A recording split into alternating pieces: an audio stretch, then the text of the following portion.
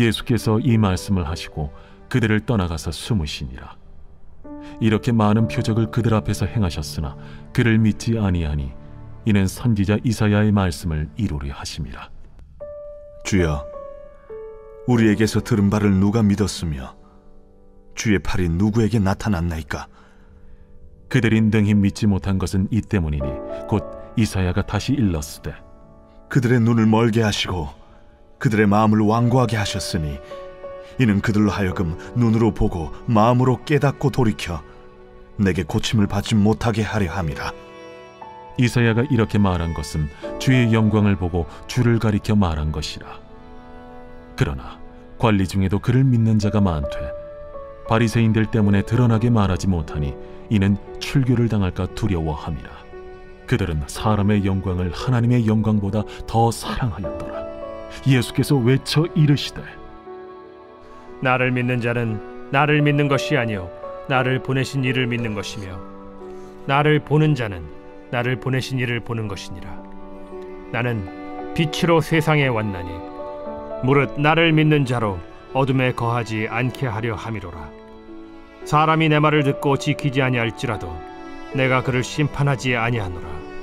내가 온 것은 세상을 심판하려 함이 아니요 세상을 구원하려 함이로라.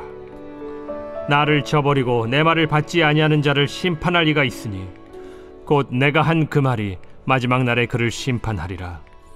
내가 내 자의로 말한 것이 아니요 나를 보내신 아버지께서 내가 말할 것과 이룰 것을 친히 명령하여 주셨으니 나는 그의 명령이 영생인 줄 아노라. 그러므로 내가 이르는 것은 내 아버지께서 내게 말씀하신 그대로니라.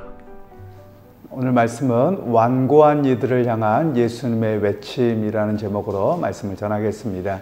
오늘은 계속해서 예수님께서 바리새인들과 또 유대인들의 예수님을 영접하지 않고 있고 또 예수님을 죽이려고 모의하는 그런 모습에 대해서 과연 너희가 바로 옳은지 또 너희를 심판하는 이가 있는데 바로 그 아버지께서 심판하실 것이고 또 너희가 모세의 말씀 즉 모세 오경을 통해서 너희가 볼 때 심판을 받을 것이다 이런 요지로 이야기를 하고 계시는 내용입니다.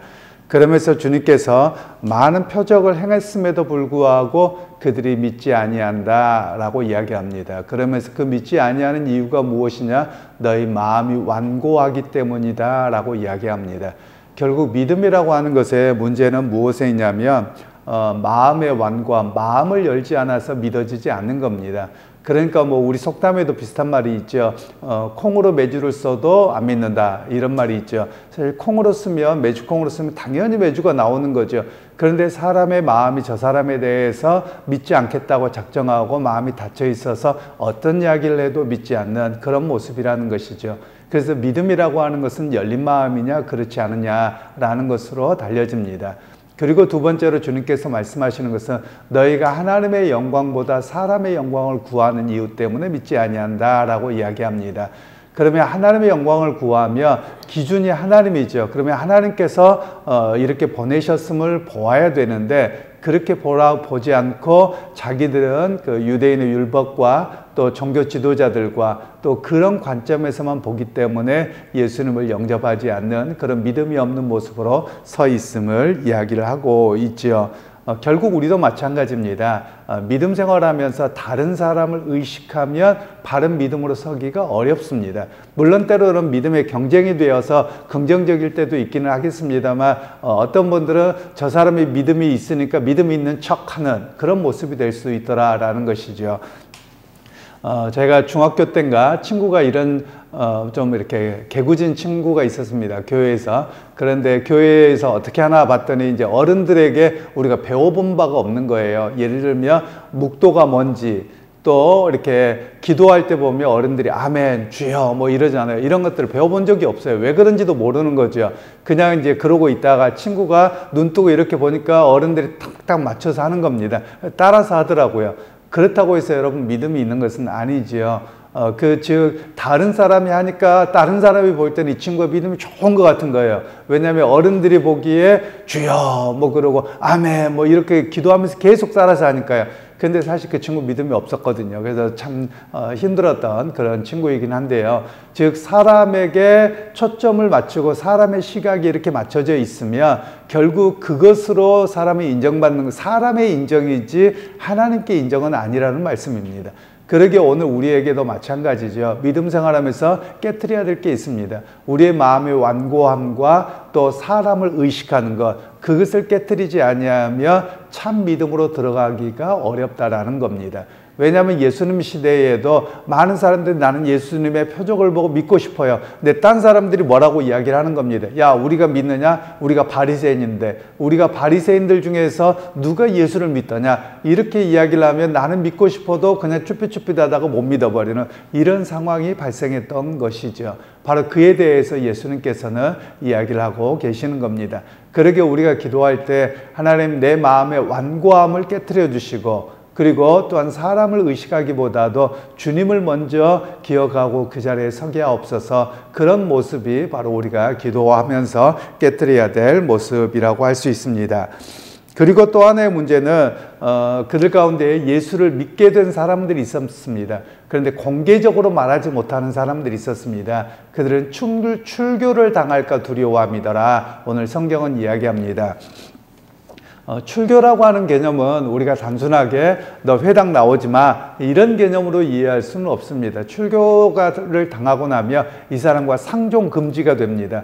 그러면 이 사람과 어제까지 커피를 마시고 오늘날의 이야기겠죠. 이때는 커피가 있었을지 모르겠는데 어제까지만 해도 그냥 대화를 나누고 이러던 사람이 출교를 당하면 이제 이 사람과는 단교가 되는 겁니다. 그리고 사회적으로도 이 사람들을 멀리하는 이런 상황이 발생하는 겁니다. 그래서 그것이 두려워서 오히려 자기가 예수를 믿는다고 공개적으로 말하지 못하는 그런 상황이 발생했다라는 것이죠.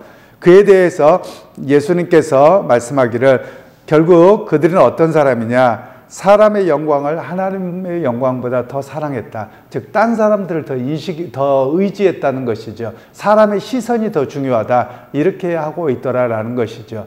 여러분, 오늘 우리에게도 마찬가지입니다. 세상에서 살아가지만 우리의 믿음이 오히려 사람들의 눈치 때문에 나 믿음 없는 것처럼 이렇게 해서는 아니 되는 겁니다. 예를 들면 우리가 직장 생활하거나 모임에 있을 때 이런 경우죠. 그냥 고등학교 때 이야기를 하자면 이렇게 식사를 합니다. 점심 때. 그러면 기도한다고 눈만 감으면 어떻게 합니까? 친구들이 밥을 절반 덜어가 버리든지 아니면 반찬을 더 가지고 가 버리든지 이런 경우가 많단 말이에요. 그러니까 친구들 중에는 기도 안 하고 먹는 거죠. 왜냐하면 밥 빼앗길까 봐, 또 달걀 싸고 가면 빼앗길까 봐서. 그래 어떤 친구들은 또 기도한다고 꽉 붙들고 기도하고 이러기도 합니다. 그냥 우스갯소리처럼 이렇게 되지만 실제로 삶의 자리에서는 더한 거죠. 왜냐하면 세상에서는 예수 믿지 않는 사람들이 많다 보니까 오히려 내가 예수 믿는다고 말했다가 내가 손해를 볼까 봐서 말하지 않고 그냥 그렇게 살아간다. 올바르지 않다라는 겁니다. 이건 사람을 더 의식하는 모습이다. 이렇게 이야기를 하고 있습니다. 하나님의 영광을 구하고 의식하는 사람들은 내게 좀 불편함이 따르더라도 나는 예수를 믿습니다라는 분명한 고백이 삶으로 나타난다라는 것을 우리에게 말씀하고 계시는 겁니다. 그리고 이제 예수님께서 44절, 45절 말씀에는 예수님을 믿는 것이 곧 아버지를 믿는 것이고 나를 보내시는 이를 믿는 것이고 나를 보는 자가 나를 보내신 아버지를 보는 것과 같다. 이렇게 말씀하고 계십니다. 결국 예수님을 우리가 보통 고백할 때 그렇죠. 하나님을 믿습니다. 이렇게 이야기를 합니다만 하나님을 믿는 것이 결국 예수님을 믿어야지 하나님을 믿는 믿음으로 섭니다. 왜냐하면 예수님이 누구냐? 이 땅에 오신 성자 하나님이시거든요. 그리고 삼위일체 중에서 그분이 이 땅에 우리에게 나타나신 하나님이십니다. 그래서 예수를 믿고 아는 것이 결국 하나님을 아는 것입니다. 예수를 알지를 못하고서는 하나님을 알지 못한다라는 것을 주님께서 말씀하고 계시는 것이죠. 그러면서 예수님께서 48절에는 이렇게 말씀합니다. 나를 저버리고 내 말을 받지 아니하는 자를 심판할 이가 있으니 곧 내가 한 그 말이 마지막 날에 그를 심판하리라. 즉 예수님의 말씀을 따르지 아니하며 마지막 날에 심판을 당할 것이다. 이렇게 이야기를 합니다. 즉 여러분 우리가 여기에서 좀 심각하게 생각해야 될 부분들이 있습니다. 예수 믿으면 나는 심판 안 받고 아무렇지도 않아요 라고 이야기합니다. 그러면 주님께서 볼 때는 넌 믿음이 무엇이냐라고 물을 거예요. 많은 사람들이 그냥 속으로만 믿고 내 생각도 안 바뀌고 삶의 태도 안 바뀌고 전혀 그렇게 살아갑니다. 그럼 그 믿음이라고 볼 수 없는 겁니다. 믿음이라고 하는 것은 결국 삶의 태도가 나타나는 거고 사람이 걸어가는 발걸음이라는 거고 말하고 행동하는 삶의 모습들이 달라지는 것이죠. 바로 그것을 믿음이라고 말씀하고 계시는 것이죠. 그리고 나서 이제 50절 말씀에 나는 그의 명령이 영생인 줄 아노라. 그러므로 내가 이르는 것은 내 아버지께서 내게 말씀하신 그대로니라. 결국 주님께서 말씀하고 계시는 것이 아버지의 말씀 또 주님의 말씀 그 자체가 영생이라고 하는 것입니다. 제가 말씀을 드렸던 것처럼 우리가 영생이라는 말을 동사로 해석하면 안 된다고 말씀드렸습니다. 풀어서 영원히 산다 이런 의미로 설명이 되어지는 것이 아니라 영생이라는 말은 영원한 생명이라는 겁니다. 그럼 여러분 우리가 먹어야지 사는 존재입니다. 또 우리가 어떤 것을 바르고 올바른 것들을 배워서 살아가는 그것을 생명이라고 이야기를 합니다. 그러면 이것이 생명이기는 하지만 영원한 생명은 되지 못합니다. 예를 들면 우리가 어떤 것을 몰랐다가 배웁니다. 그러면 이거는 정말 내가 살아가는 삶의 지표가 되고 생명이다, 생명과 같다 뭐 이렇게 말할 수 있을 겁니다. 그런데 그건 영원한 것이 되지 못하고 오히려 주님의 말씀과 주님을 통해서 하나님을 믿는 그 믿음이 진정한 영원한 생명이다. 즉 예수님 그 자체가 생명이다 라는 것을 말씀하고 있습니다. 사실 여러분 이 말씀은 우리에게 많은 것들을 수정하게 합니다. 우리의 꼭 그렇다라기보다도 그런 모습이 많이 보이는데요. 어떤 거냐면 사람들에게 생명이 뭐냐 그러면 돈이 생명입니다.